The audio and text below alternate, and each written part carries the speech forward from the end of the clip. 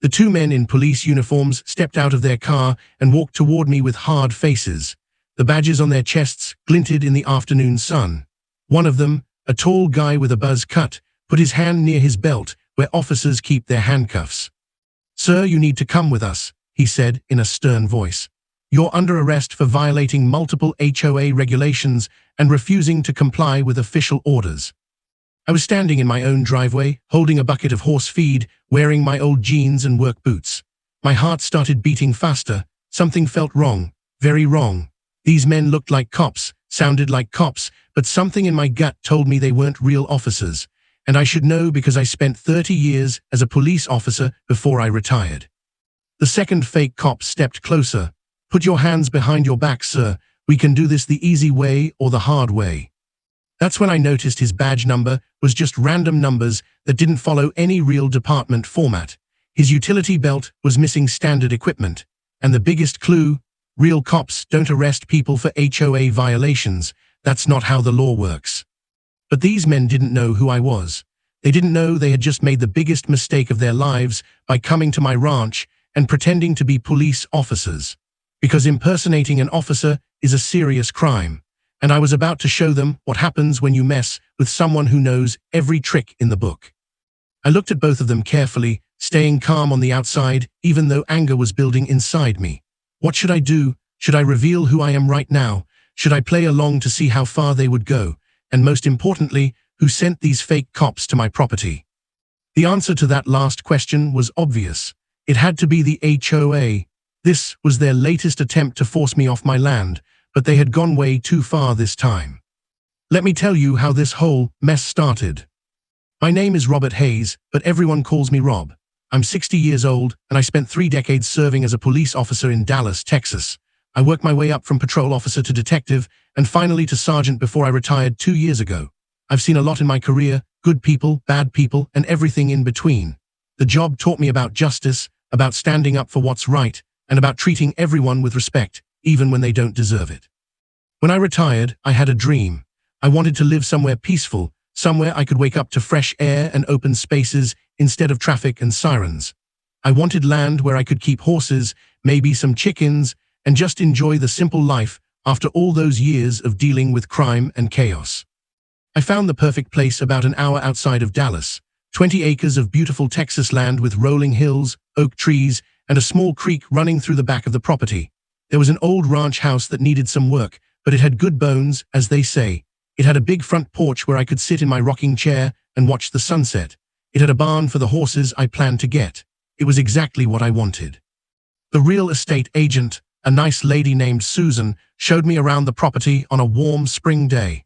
I fell in love with it immediately. "This is perfect," I told her, smiling as I looked out over the land. "I'll take it." Susan smiled back, but then her face got a little serious. "There's just one thing you should know, Mr. Hayes. This property is part of a homeowners association." I frowned. "An HOA, but this is ranch land. There aren't even houses nearby." "I know it seems odd," Susan said. "The HOA was formed about 5 years ago by some new developments that went up a few miles from here. They've been trying to expand their rules to cover all properties in this area, including the old ranches. Most of the original ranch owners just ignore them." "What kind of rules are we talking about?" I asked. Susan shrugged. "Oh, you know, typical HOA stuff. What color you can paint your house, how tall your grass can be, whether you can have certain animals. But like I said, most of the ranchers don't pay attention to them. The HOA doesn't have much power out here." I thought about it for a moment. After 30 years of following rules and enforcing laws, I wasn't too worried about some HOA. I figured as long as I kept my property looking decent and didn't bother anyone, there wouldn't be any problems. Plus, the land was so perfect that I wasn't going to let some silly HOA rules stop me from buying my dream property. "I can handle it," I said. So I bought the ranch and moved in 3 months later. The first few weeks were wonderful. I fixed up the house, painting the walls and repairing the porch. I built new fencing for the pastures. I adopted 2 horses from a rescue organization, a beautiful brown mare named Daisy and a younger black gelding named Thunder. I also got some chickens because I wanted fresh eggs every morning. My days fell into a peaceful routine. I'd wake up early, feed the animals, do some work around the property, and then relax on the porch in the evening. Sometimes my daughter Emily and her 2 kids would visit on weekends. My grandchildren, Sophie and Jake, loved the ranch. They'd run around chasing chickens and riding the horses while Emily and I sat on the porch drinking sweet tea. "Dad, you look so happy here," Emily told me one Saturday afternoon. "I haven't seen you this relaxed in years." "I am happy, sweetheart," I said. "This is exactly where I'm supposed to be." For 2 months, life was perfect. I didn't hear a single word from the HOA, and I started to think that maybe Susan was right. Maybe they just didn't bother with the ranch properties. Then the letters started coming. The first letter arrived on a Tuesday morning. It was in my mailbox, in an official-looking envelope with Meadowbrook HOA printed on the return address. I opened it while standing by my mailbox, curious about what it said. The letter was from someone named Margaret Whitmore, who was the HOA president. It was written in cold, formal language that reminded me of the way lawyers write. The letter informed me that my property had been inspected and found to have several violations of HOA regulations. According to the letter, my violations included grass that was too tall in some areas, a barn that needed to be painted to match approved colors, fencing that didn't meet HOA standards, and unapproved livestock on the property. I read the letter 3 times, getting more annoyed each time. My grass was fine. It was a ranch, not a golf course. My barn was a perfectly good red color that's traditional for barns. My fencing was strong and well built. And my horses and chickens, they were farm animals on a ranch, which is exactly where they're supposed to be. At the bottom of the letter was a demand that I fix all these violations within 30 days or face fines of $500 per day. I crumpled up the letter and threw it in the trash. I wasn't going to let some busybody HOA president tell me what to do on my own land. I had checked before buying the property, and while there was technically an HOA, my ranch had been here long before the HOA existed. I didn't think they had any real authority over me. But Margaret Whitmore wasn't going to give up that easily. 2 weeks later, another letter came. This one was even more aggressive. It said I had failed to comply with the previous notice and that I now owed a fine of $7,000. It also threatened legal action if I didn't pay immediately and fix the violations. This time, I didn't throw the letter away. I called my lawyer, a good man named Tom Rodriguez, who had helped me with the property purchase. "Tom, I've got an HOA problem," I told him, explaining the situation. Tom listened carefully and then sighed. "Rob, I'm going to be honest with you.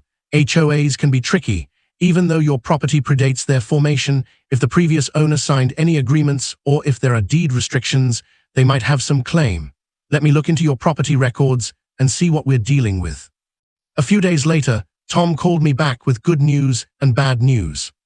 "The good news is that your property has a grandfather clause," Tom said. "Because your ranch existed before the HOA, you're not required to follow most of their aesthetic rules.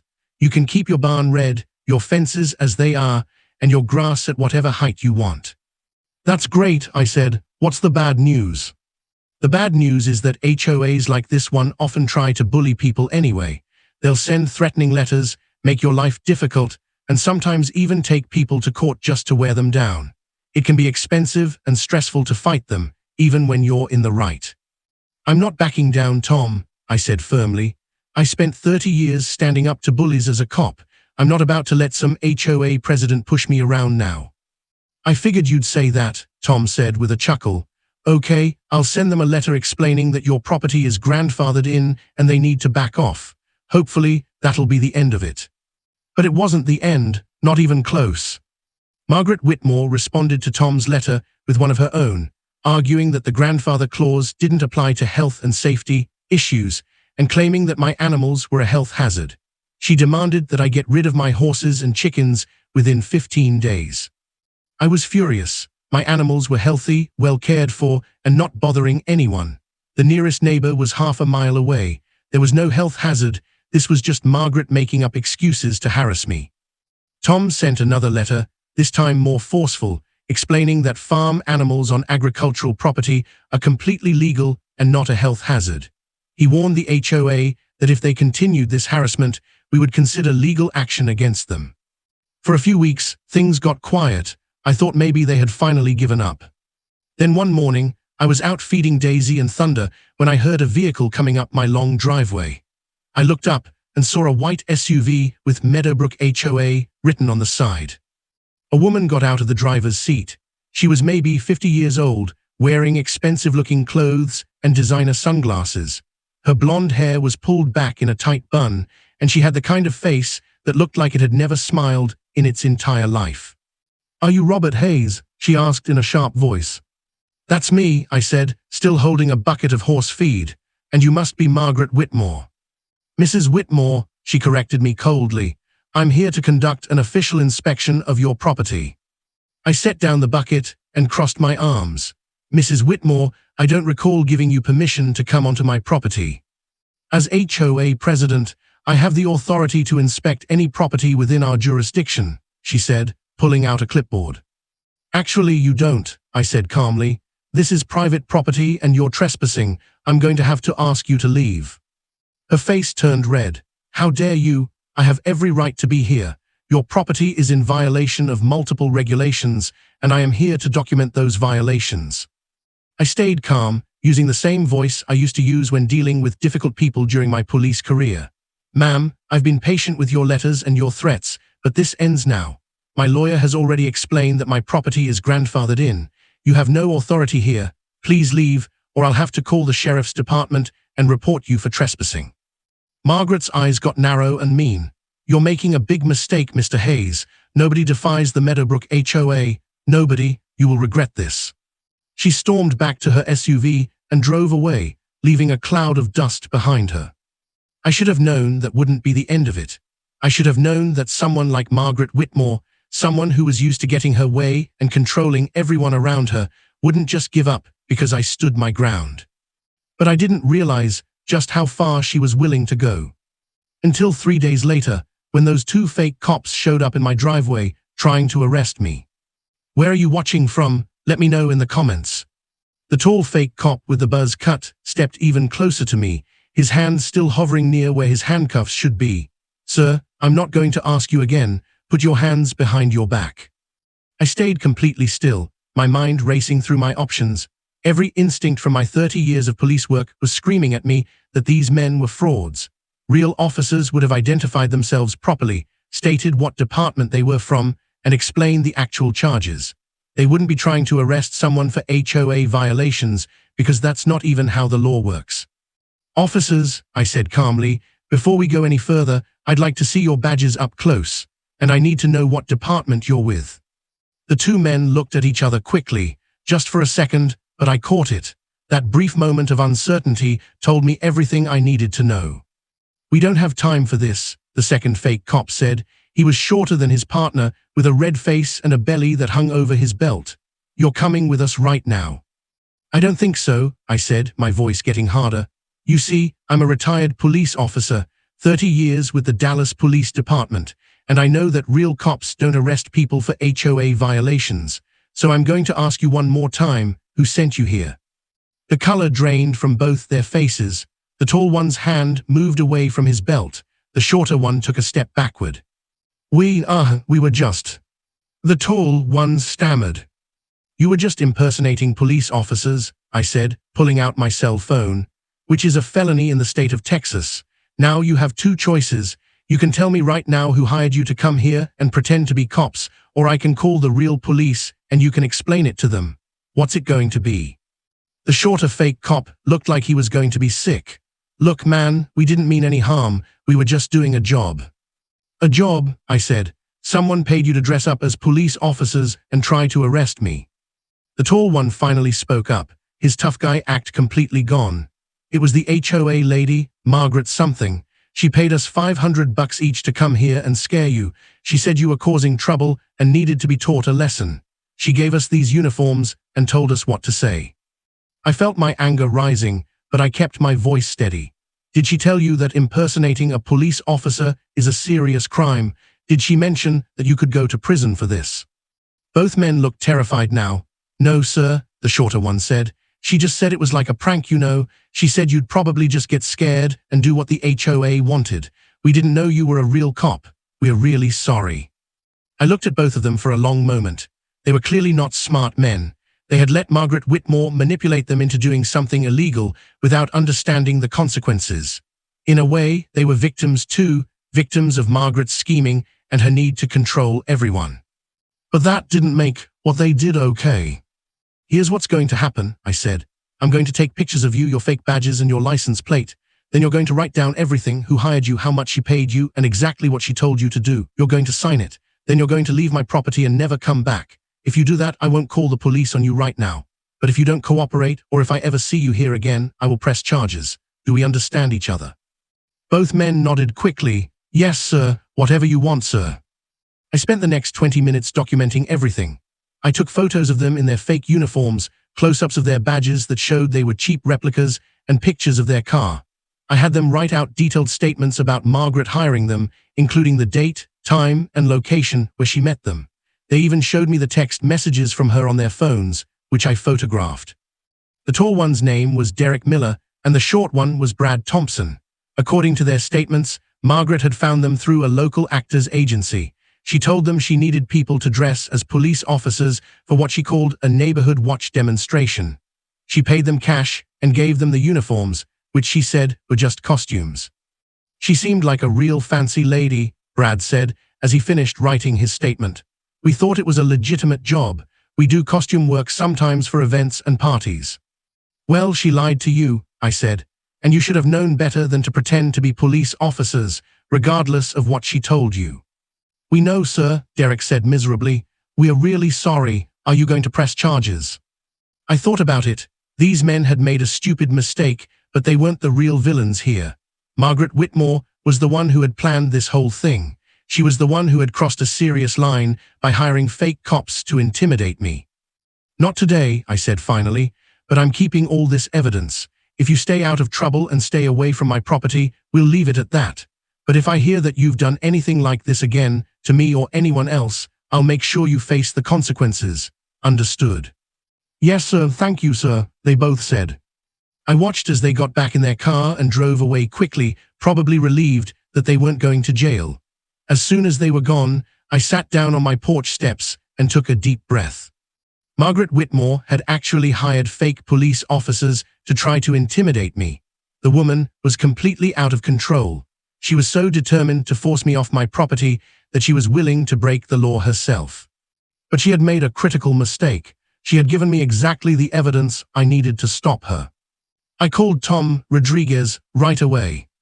Tom, you're not going to believe what just happened, I said. I told him the whole story. When I finished, there was silence on the other end of the line for a moment. Rob, Tom finally said, this is serious. This isn't just HOA harassment anymore. This is criminal activity. Margaret Whitmore hired people to impersonate police officers. She could go to jail for this. I know, I said. That's why I documented everything. I have photos, written statements, text messages, everything we need. Email all of that to me right away, Tom said. I'm going to contact the district attorney's office.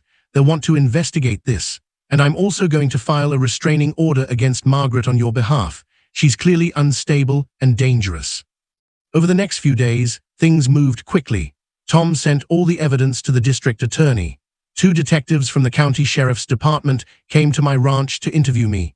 They were professional and thorough, and they seemed genuinely angry that someone had hired people to impersonate officers. This kind of thing undermines public trust in law enforcement. One of the detectives, a woman named Detective Sarah Chen, told me. We take it very seriously. I do too, I said. I wore the badge for 30 years. Having people run around pretending to be cops makes me sick. The detectives also interviewed Derek and Brad, who confirmed everything they had written in their statements. Margaret Whitmore was in serious trouble. Meanwhile, Tom got the restraining order approved by a judge. Margaret was legally forbidden from coming within 500 feet of my property or contacting me in any way. If she violated the order, she could be arrested. I thought maybe this would be the end of it. I thought Margaret would realize she had gone too far and back off. I was wrong. A week after the fake cop incident, I was in town buying supplies at the feed store when I ran into one of my neighbors, an older rancher named Bill Patterson. Bill had lived in the area his whole life and owned a property about 2 miles from mine. Hey Rob, Bill said, looking worried. I heard about what happened with those fake cops. That HOA president is crazy. You can say that again, I replied. but she's facing criminal charges now, so hopefully she'll leave me alone. Bill shook his head. I wouldn't count on it. I've been dealing with that woman and her HOA for 5 years now. She's like a dog with a bone. Once she decides she wants something, she doesn't give up. What do you mean? I asked. She's been trying to force all us old ranchers out, Bill explained. She wants to buy up our land so her HOA can expand and build more of those fancy houses. She's already gotten 3 of the original ranch families to sell. She uses every dirty trick in the book, constant fines, harassment, making their lives miserable until they give up and leave. This was news to me. I knew Margaret was controlling, but I didn't realize there was a bigger plan behind her harassment. Why does she want the land so badly? I asked. Bill leaned in closer. Money. She and her husband own a development company. If they can force us out and buy our land cheap, they can build expensive houses and make millions. That's what this whole HOA thing is really about. It's not about rules and regulations. It's about greed. I felt my stomach turn. So this wasn't just about Margaret being a control freak. This was about her trying to steal people's land for profit. How many ranchers are left? I asked. Just you, me, and old Dorothy Wilson, Bill said sadly. Everyone else either sold or passed away. And Dorothy's not doing well. She's in her 80s and living in a nursing home now. Her ranch is empty. I figure Margaret will get that property within the year. This is wrong, I said. These families built their lives here. They shouldn't be forced out by some greedy developer. I agree, Bill said, but what can we do? I'm 73 years old, Rob. I'm tired of fighting. My wife wants me to just sell and move closer to our daughter. Maybe it's time to admit defeat. I put my hand on Bill's shoulder. Don't give up yet, Bill. We've got the law on our side now. Margaret crossed a line when she hired those fake cops. Maybe this is the chance we need to stop her for good. Bill looked at me with tired eyes. I hope you're right, son, but be careful. That woman is dangerous. She'll do whatever it takes to get what she wants. After talking to Bill, I started doing some research. I looked up Margaret Whitmore and her husband, Charles Whitmore, online. Sure enough, they owned a development company called Whitmore Properties. They had built several upscale neighborhoods in the area over the past decade. I also found some interesting information in old newspaper articles. 3 years ago, there had been a controversy about one of their developments. They had been accused of using shady tactics to acquire land from elderly property owners, including harassment and intimidation. Nothing was ever proven, and the story eventually died down, but it showed a pattern of behavior. Margaret and Charles Whitmore were professional bullies who had been running this scam for years. The more I learned, the angrier I got. But anger wouldn't solve this problem. I needed to be smart. I needed to use my head, just like I did during my years as a detective. I decided to reach out to Dorothy Wilson's family. If she was in a nursing home, maybe she had children or other relatives who were making decisions about her property. If I could explain what the Whitmores were really up to, maybe I could convince them not to sell. It took a few phone calls, but I eventually got in touch with Dorothy's daughter, a woman named Patricia who lived in Houston. Mrs. Wilson, my name is Rob Hayes. I own a ranch near your mother's property, I said. I'm calling because I'm concerned about what's happening with the HOA in our area. Patricia sighed. Oh, that horrible woman Margaret Whitmore. She's been calling me constantly, pressuring me to sell Mom's ranch. She says it's too much trouble to maintain and that I should just take her offer and be done with it. What kind of offer? I asked. $200,000, Patricia said. She says that's fair market value, but I don't know. The property is 25 acres. I did some quick math in my head. Mrs. Wilson, I'm not a real estate expert, but I bought a similar property in this area not long ago. 25 acres of ranch land around here should be worth at least $600,000, probably more. Margaret is trying to cheat you. There was silence on the other end of the line. Then Patricia spoke, her voice shaking with anger. That witch. She told me the land wasn't worth much because it's so far from town and needs a lot of work. She's lying, I said. This is what she does. She targets families like yours, pressures them when they're vulnerable, and buys their land for far less than it's worth. Then she builds expensive houses and makes a fortune. Please don't sell to her. Patricia was quiet for a moment. Thank you for telling me this, Mr. Hayes. I had a feeling something wasn't right, but I didn't know who to trust. I'm not going to sell, not to her anyway. That ranch has been in my family for 3 generations. My grandfather built that house with his own hands. Good, I said, and if Margaret keeps harassing you, let me know. I have a lawyer who can help. After I hung up, I felt good.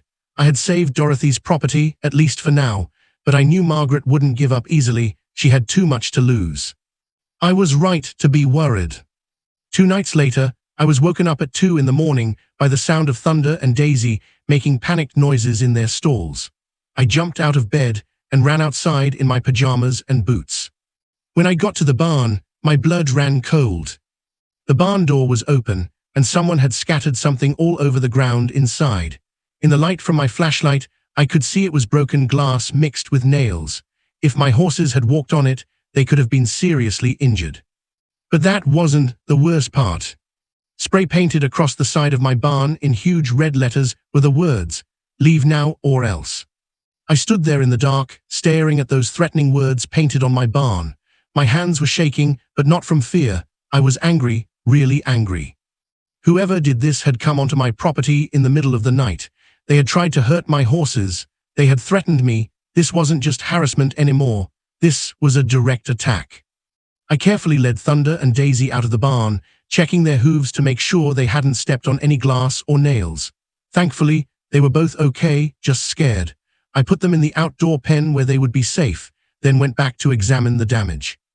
The glass and nails were spread all over the barn floor. It would take hours to clean up, and that paint on the barn wall, that red spray paint dripping down like blood, was clearly meant to terrify me. But I wasn't terrified, I was determined. I pulled out my phone and took pictures of everything. The threatening message, the glass and nails, the open barn door. Then I called the sheriff's department.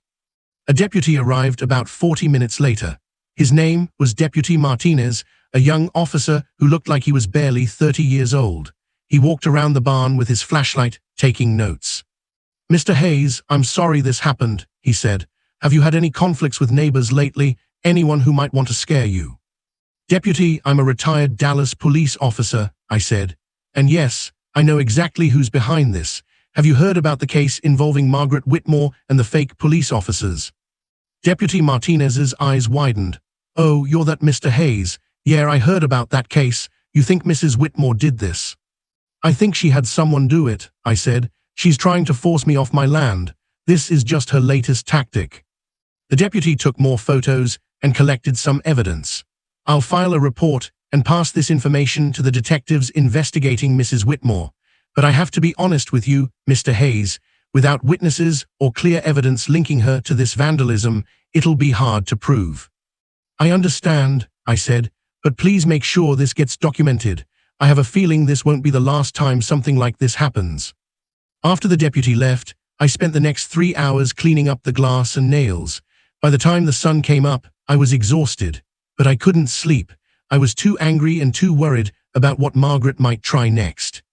I fed the horses and chickens, then sat on my porch with a cup of coffee, thinking about what to do. Margaret was escalating. First the fake cops, now vandalism and threats. What would she try next, and how could I stop her? That's when my phone rang. It was Tom Rodriguez.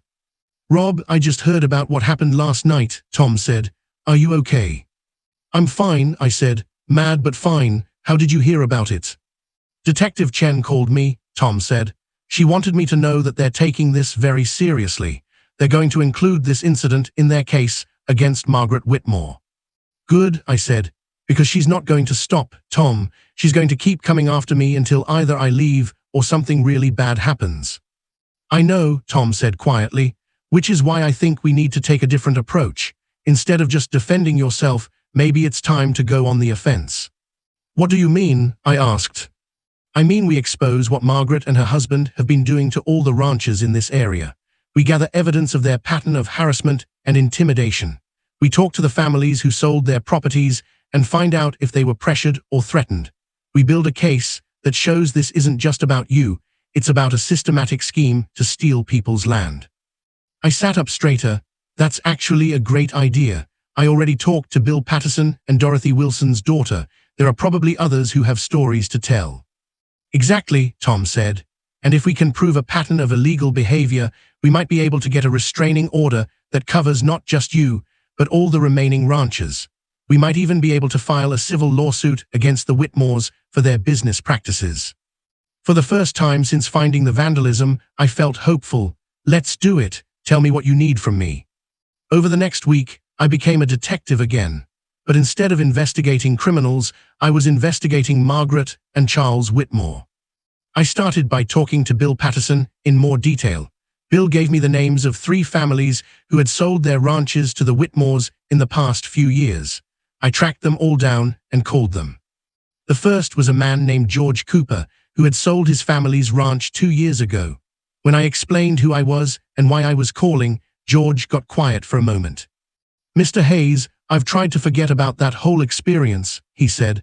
"It was the worst year of my life." "I'm sorry to bring up bad memories," I said, "but I need to know what happened. Margaret Whitmore is doing the same thing to me that she did to you. If we can prove a pattern, we can stop her." George sighed. "Okay, I'll tell you. It started with HOA violations just like you, constant letters, fines, threats of legal action. My wife was dealing with cancer at the time, and the stress was killing both of us. Then things got worse. Someone cut our fence and our cattle got out onto the highway. 3 of them were hit by cars. We never could prove who did it, but I always suspected it was connected to the HOA. "I'm so sorry," I said, feeling my anger at Margaret grow even stronger. "Then we started getting strange phone calls in the middle of the night," George continued. "Nobody would say anything, just breathing. Our mailbox got knocked down twice. Someone spray-painted our barn. It was like living in a nightmare. Finally, Margaret came to us with an offer to buy our property. She said if we sold to her, all our problems would go away. We were so exhausted and stressed that we just gave in. We sold for way less than the property was worth, just to escape." "That's exactly what she's trying to do to me," I said. "Wear me down until I give up." "Don't let her win," George said firmly. "I regret every day that we didn't fight harder. That ranch had been in my family for 40 years. My father built that house, and we let some greedy woman scare us away from it." I talked to 2 more families who had similar stories. Each one had been harassed, threatened, and intimidated until they finally sold their land to the Whitmores for far less than it was worth. Each one regretted it, and each one was willing to give a statement to help stop Margaret from doing it to anyone else. Tom was thrilled when I sent him all the information I had gathered. "This is exactly what we need, Rob. I'm going to compile all of this into a formal complaint. We are going to expose the Whitmores for what they really are." But while I was building my case against Margaret, she was planning her next move. It started with the letters, not to me this time, but to everyone in the county. Margaret sent out an official-looking notice on HOA letterhead to hundreds of people, claiming that my ranch was a public health hazard because of improper animal waste management. The letter said that my property was contaminating groundwater and putting the entire community at risk. It was completely false, of course. My horses and chickens were well cared for, and I managed waste properly, but the letter looked official and scary, and it had a lot of people worried.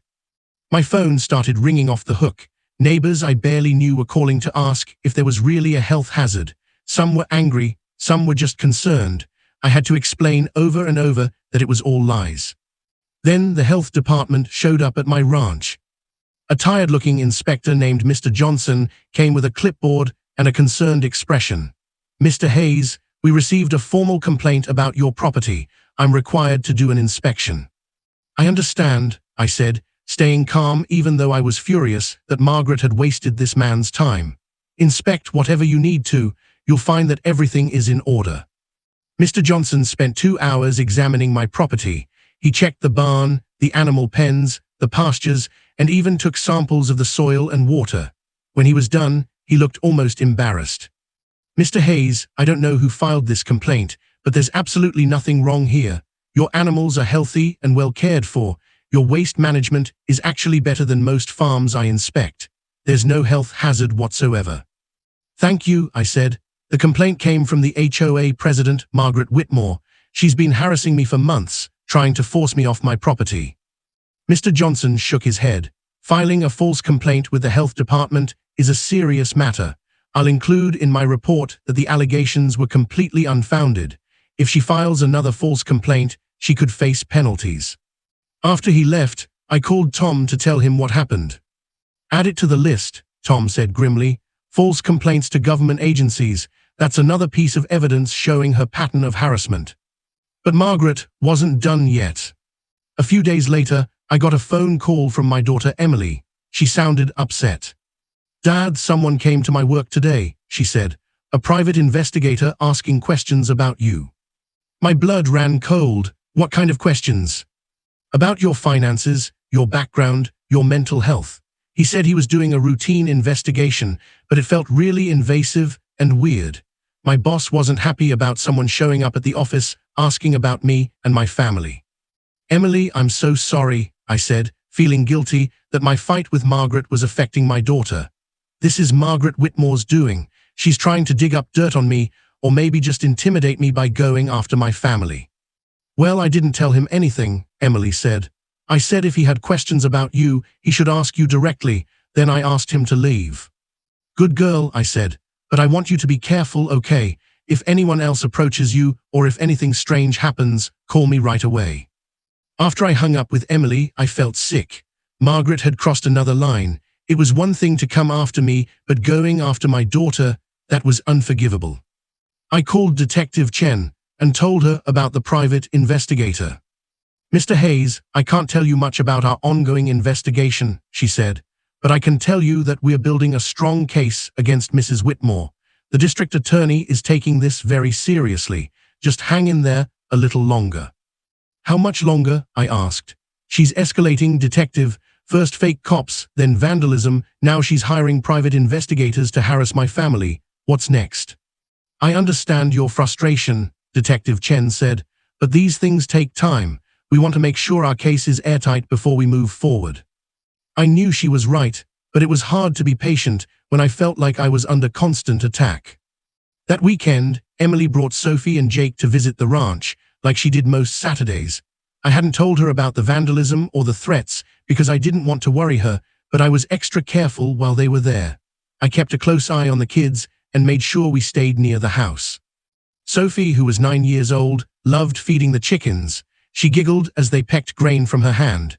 Jake, who was 7, wanted to ride Thunder, so I put him on the horse and led them around the pasture while Jake grinned from ear to ear. Watching my grandchildren enjoy the ranch reminded me why I was fighting so hard. This wasn't just about my dream of peaceful retirement. It was about standing up to bullies. It was about showing Sophie and Jake that you don't back down when someone tries to push you around. It was about doing what's right, even when it's hard. "Papa, why do you like it here so much?" Sophie asked me as we sat on the porch drinking lemonade later that afternoon. "Because it's peaceful," I said, "and because I can take care of animals and watch them be happy, and because when you and Jake come visit, we have lots of room to run around and have fun."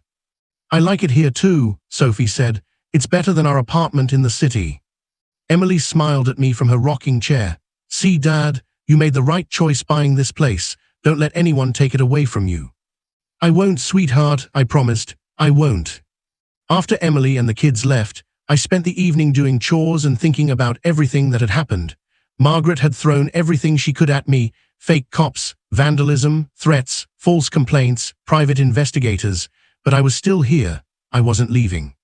The sun was setting when I heard vehicles coming up my driveway, multiple vehicles. I walked to the front of the house and saw 3 large pickup trucks pulling up, along with 2 SUVs. My hand instinctively went to my phone, ready to call 911 if this was another attack.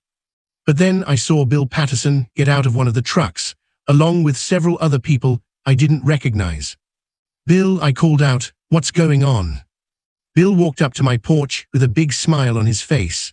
"Rob, I heard about what happened to your barn. I also heard about all the other stuff Margaret's been pulling, so I called some folks who might want to help." The other people started getting out of their vehicles. There were about 15 of them, ranging from young families to elderly couples. They were all carrying tools, paint cans, and cleaning supplies. "We're your neighbors," a middle-aged woman said, stepping forward. "My name is Susan Chen. My family lives about 3 miles from here. We heard what the Whitmores have been doing to you and the other ranchers. It's not right. So we're here to help fix up your barn and make sure you know you're not alone in this fight." I felt my throat get tight with emotion. These people, most of whom I had never even met, had come to help me just because it was the right thing to do. I don't know what to say," I managed to get out. "Don't say anything," Bill said, clapping me on the shoulder. "Just show us where you keep the paint. We've got work to do." For the next 3 hours, my new neighbors helped me repaint the barn, covering up Margaret's threatening message. They cleaned and organized the inside, repaired some fence posts that had been damaged, and even brought food to share.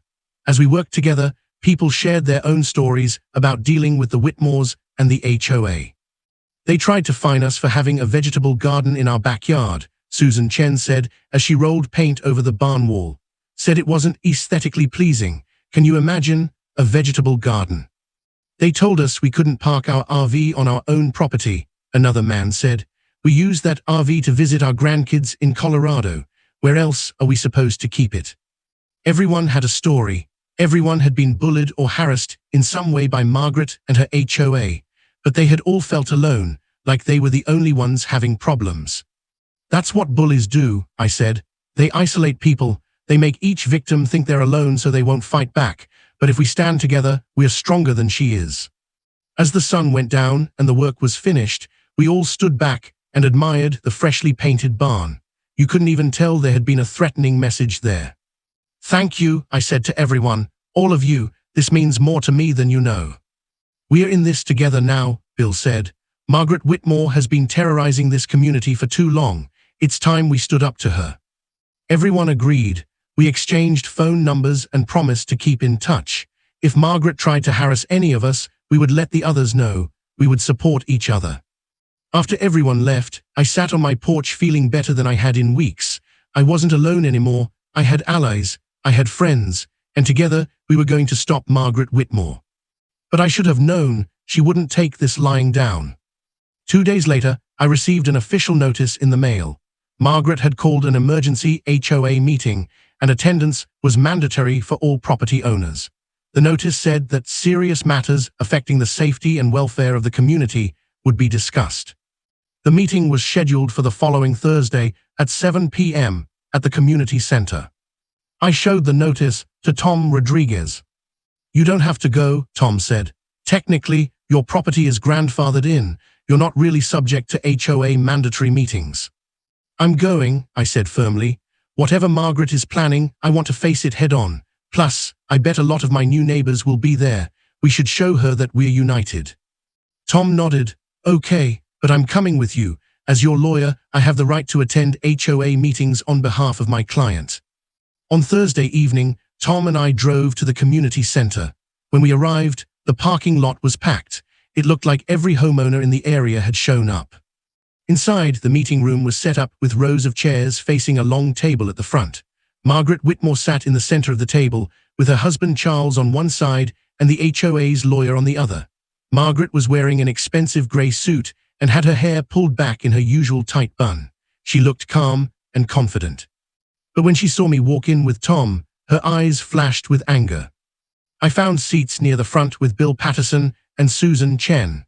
The room was buzzing with conversation as people talked about why this emergency meeting had been called.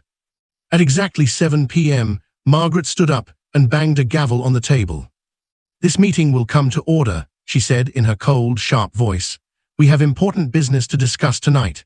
As you all know, there have been serious safety concerns raised about certain properties in our community. She looked directly at me as she said this.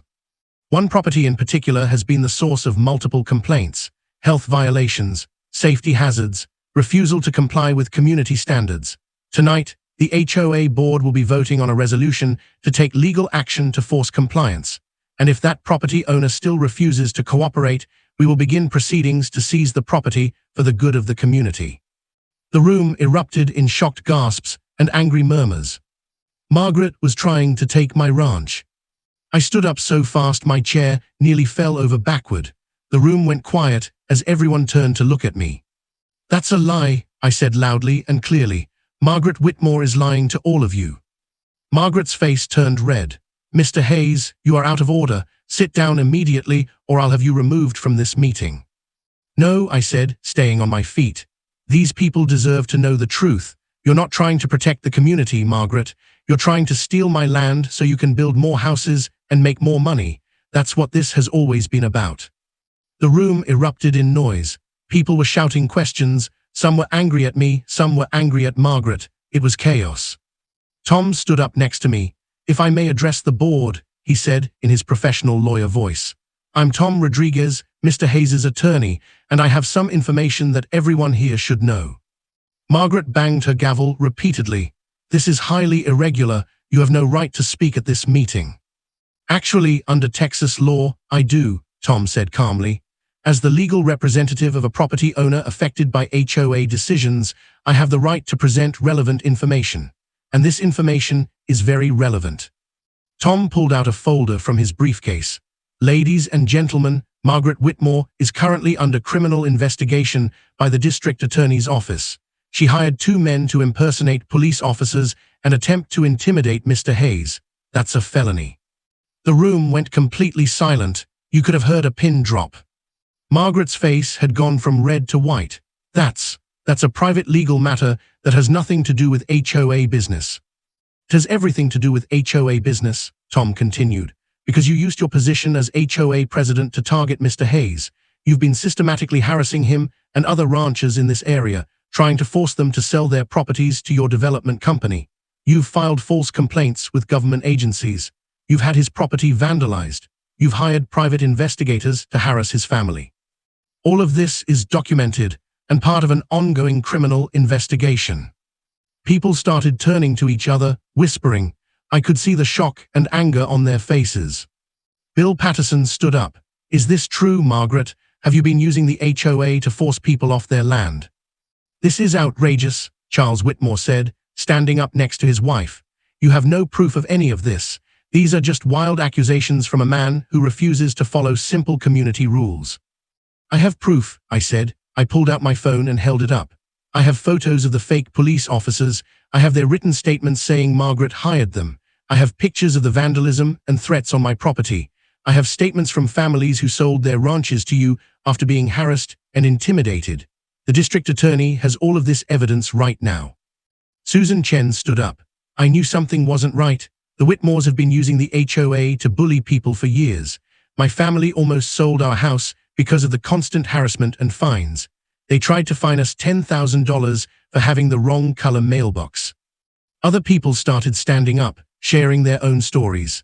A man in the back said the HOA had threatened to put a lien on his house over a fence that was 2 inches too tall. A young couple said they'd been fined repeatedly for parking their work truck in their own driveway. The meeting had turned into a revolt against Margaret and her board. Margaret was banging her gavel so hard I thought it might break. Order, order, this meeting is over. Everyone needs to leave right now. But nobody moved. People were too angry. They had finally realized that the HOA wasn't about protecting property values or community standards. It was about Margaret Whitmore's greed and control.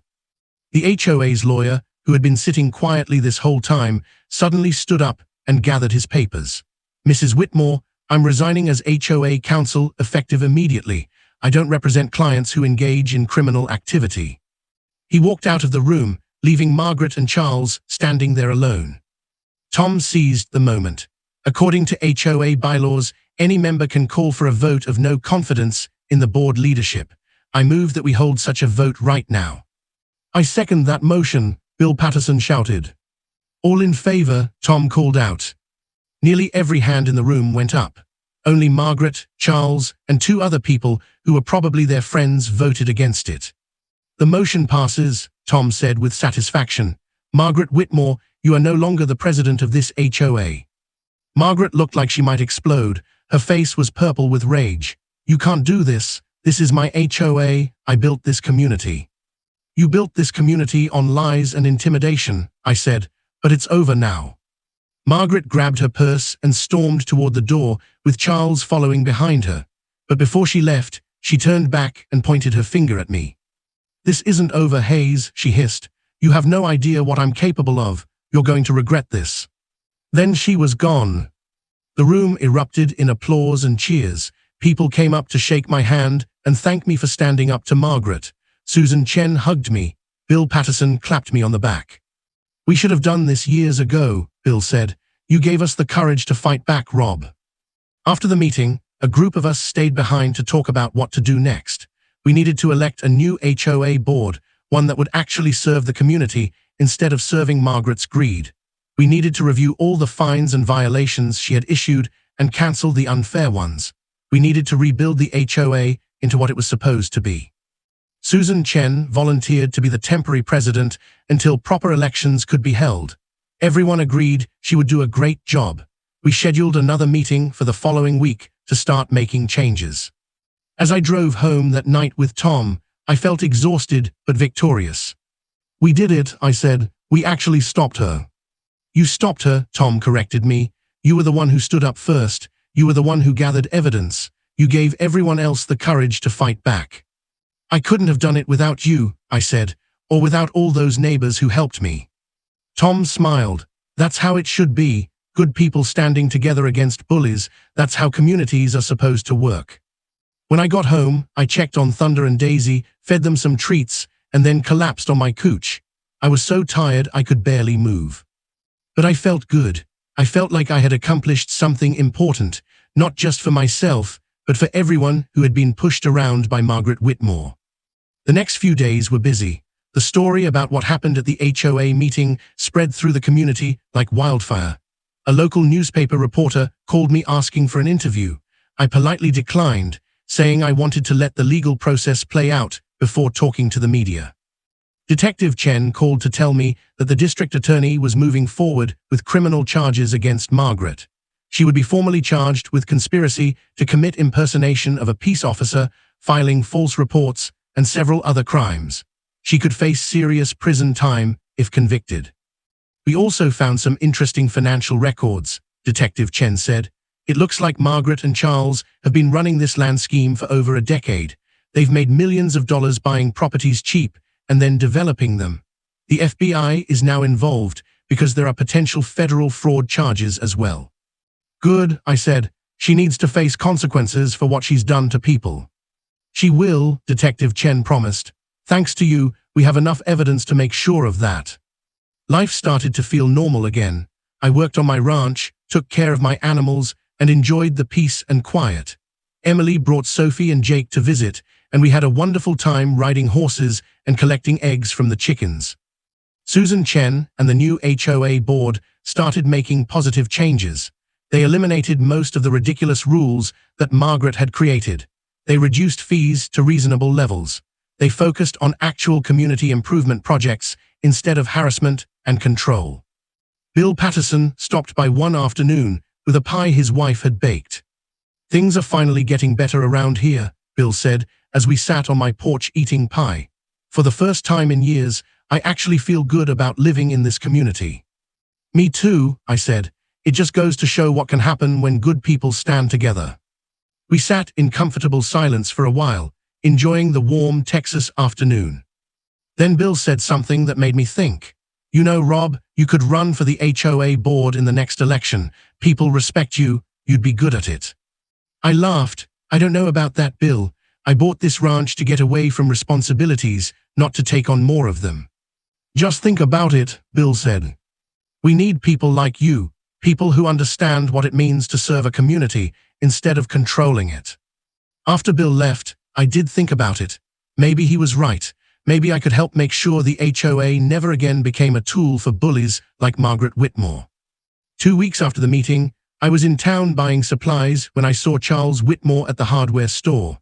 He looked terrible. His expensive suit was wrinkled, and he had dark circles under his eyes. When he saw me, he quickly looked away and tried to leave, but I walked over to him. "Mr. Whitmore," I said calmly. He turned to face me, and I saw something in his eyes that surprised me. It wasn't anger or hatred, it was defeat.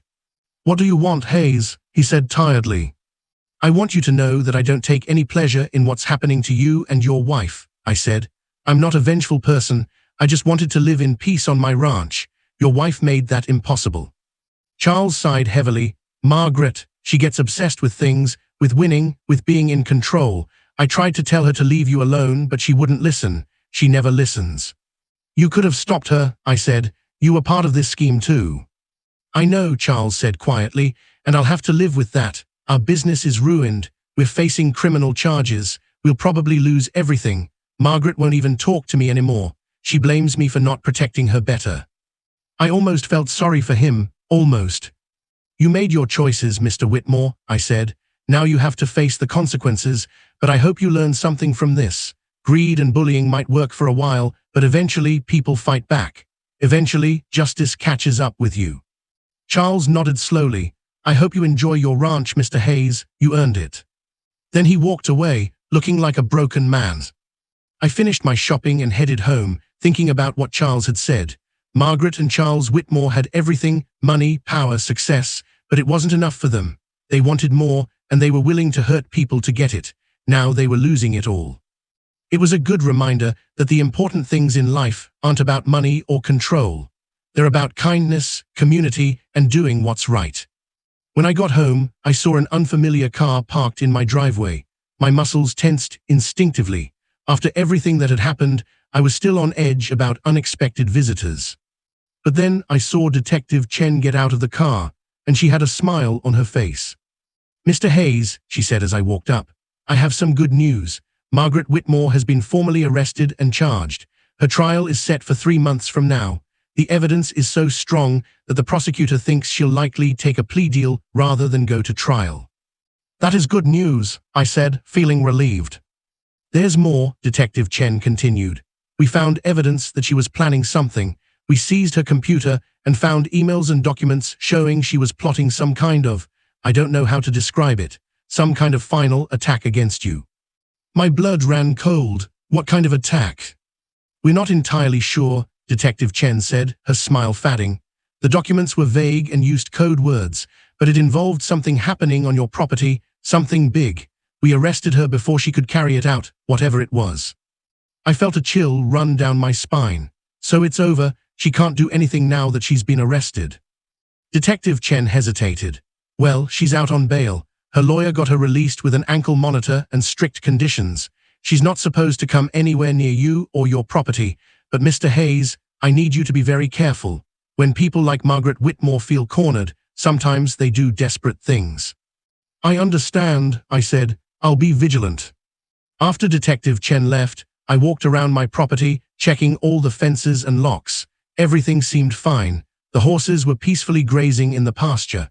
The chickens were clucking happily in their coop. It was a beautiful evening. But I couldn't shake the feeling that something bad was coming. I tried to tell myself I was just being paranoid. Margaret was under investigation. She'd been arrested. She was being watched. What could she possibly do? But my 30 years as a police officer had taught me to trust my instincts, and my instincts were screaming that I needed to be careful. That night I had trouble sleeping. I kept waking up, thinking I heard noises outside. Around 2 in the morning, I finally gave up on sleep and made myself some coffee. I sat in my kitchen, looking out the window at the dark shapes of my barn and pastures. That's when I saw it. A flicker of light in the distance near my barn, then another, then suddenly bright orange flames. My barn was on fire. I grabbed my phone and called 911 as I ran outside. The fire was spreading fast, feeding on the dry wood of the barn. I could hear Thunder and Daisy screaming in terror inside. I ran toward the barn, my heart pounding. I had to get my horses out. I had to save them. But as I got closer, I saw something that made me stop dead in my tracks. Standing in the shadows about 50 feet away, illuminated by the glow of the flames, was Margaret Whitmore. She was holding a gas can in one hand and smiling, actually smiling as she watched my barn burn. Our eyes met across the distance. "I told you this wasn't over," she said calmly. "I told you that you'd regret crossing me." For a split second, I just stood there staring at Margaret Whitmore. She had actually set my barn on fire. She was standing right there with the gas can, admitting it, while my horses screamed in terror inside the burning building.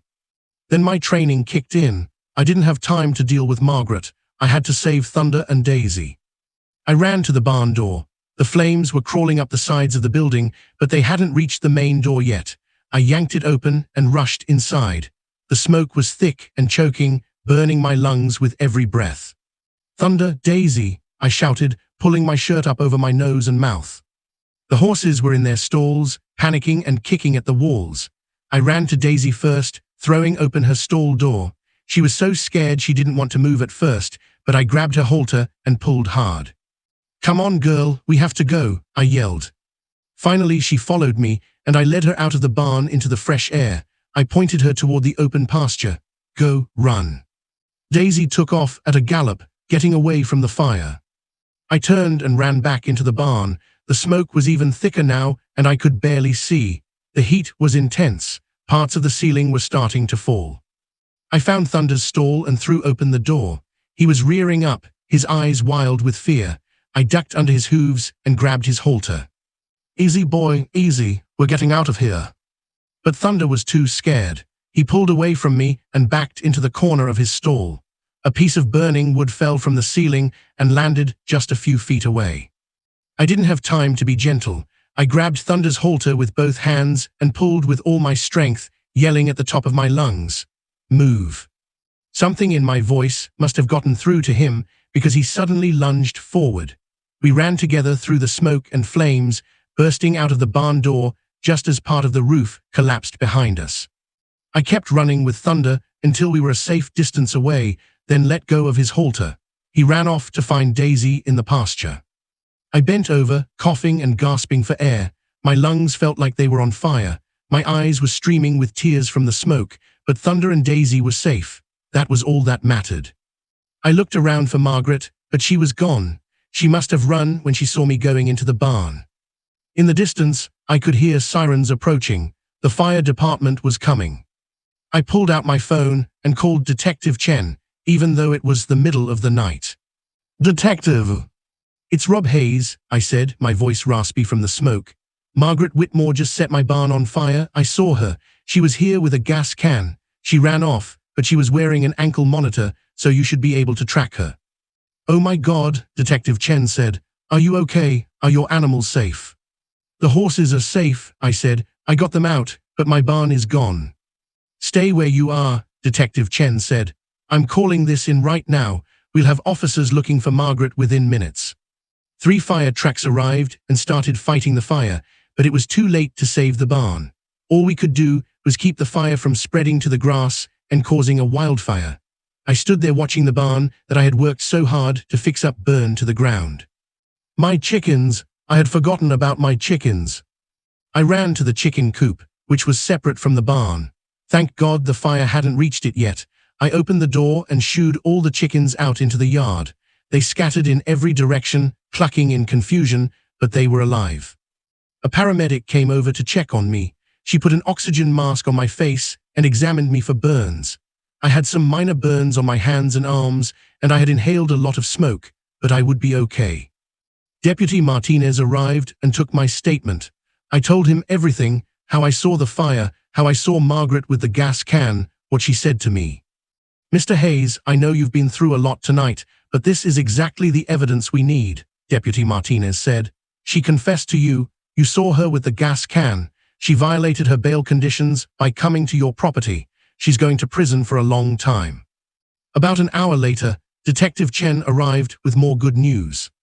We found her, she said. She was trying to get the ankle monitor off at her house. She's been arrested and is being held without bail this time. The judge is not going to let her out after this. I nodded, too exhausted to feel any satisfaction. I just felt tired and sad. My barn was gone. The place where I kept my horses, where I stored my tools and supplies, where I had spent so many peaceful hours working, it was all destroyed. I'm sorry this happened to you, Detective Chen said gently, but look at it this way, she finally went too far. She's going to face serious consequences now. Arson is a major crime, especially when it endangers lives. She'll be going to prison for years. As the sun started to rise, the fire was finally out.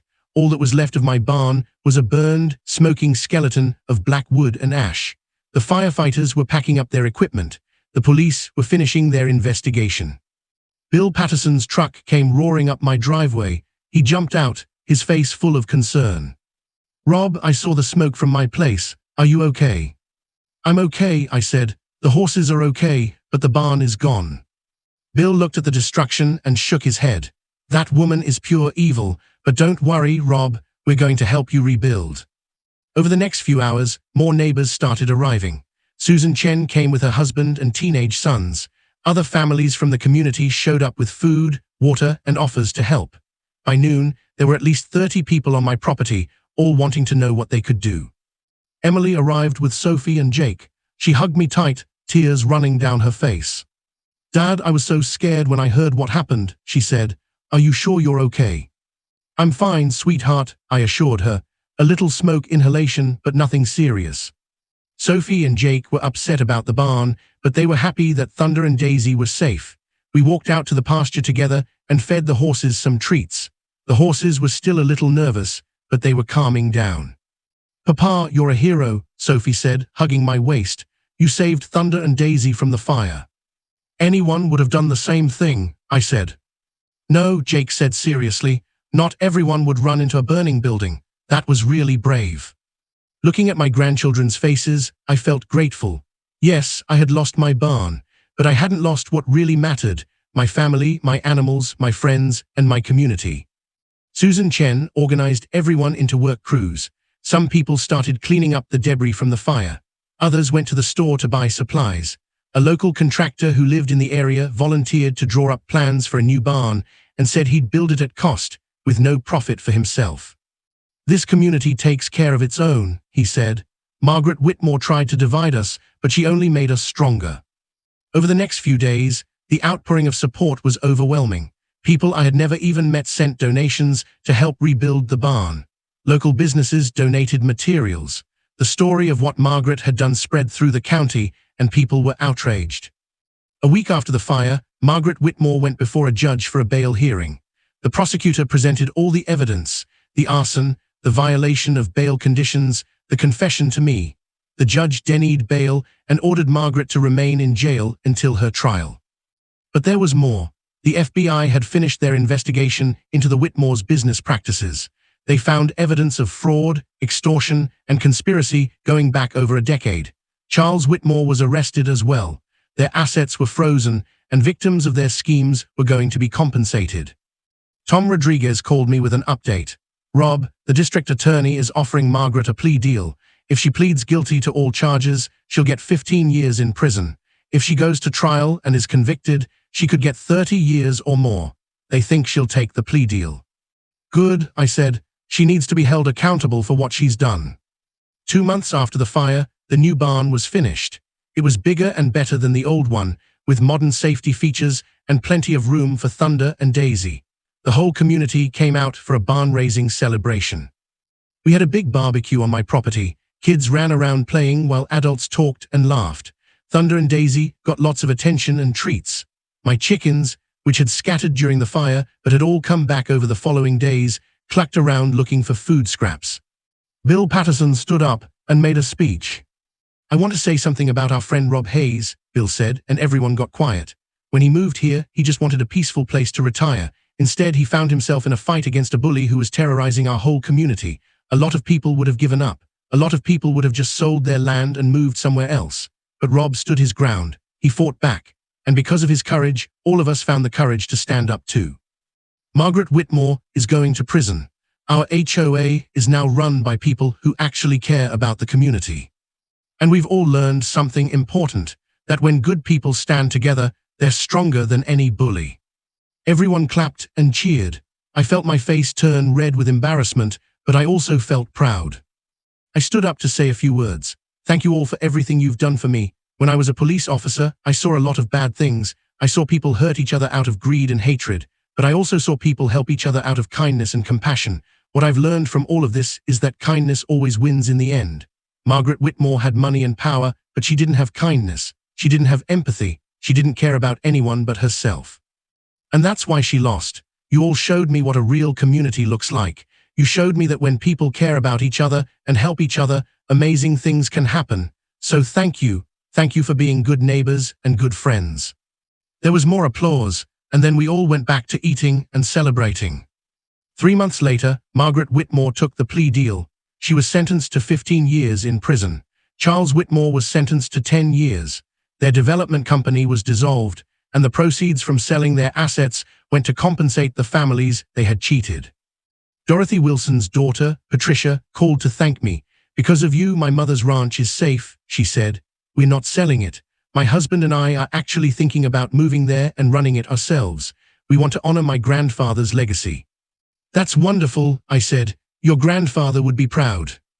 Life on the ranch settled into the peaceful routine I had always wanted. I woke up early every morning to feed Thunder and Daisy. I collected eggs from my chickens. I worked on projects around the property. Emily and the kids visited every weekend. The new HOA, led by Susan Chen, was actually helpful instead of harmful. They organized community events, maintained common areas, and focused on bringing neighbors together instead of tearing them apart. I did end up running for the HOA board, like Bill had suggested.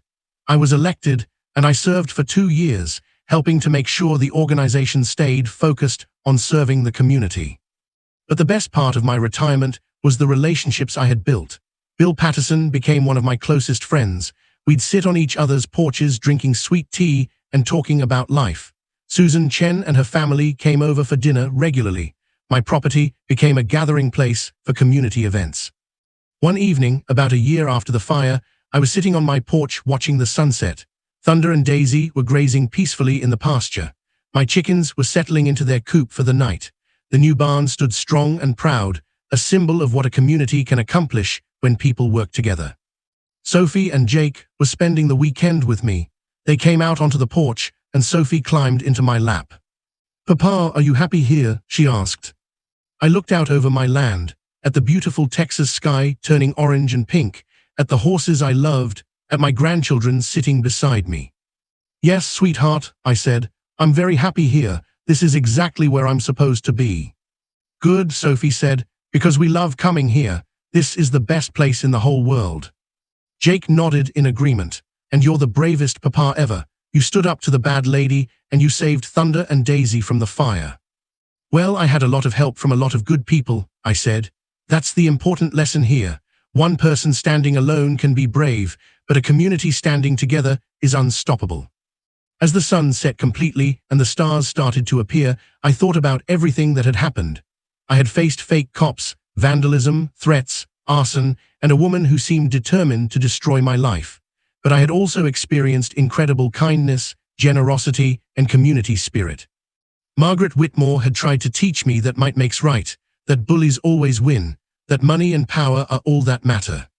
But she was wrong. What I learned instead was that kindness is stronger than cruelty, that community is stronger than greed, that standing up for what's right, even when it's hard, is always worth it, that good people, working together with empathy and compassion, can overcome any obstacle. I had found my peaceful retirement in the end, but I had also found something even more valuable. I had found a community, a purpose, and a reminder that there's still a lot of good in the world. And that was worth more than any piece of land, any barn, or any amount of money. My ranch was finally at peace, and so was I. Where are you watching from? Let me know in the comments.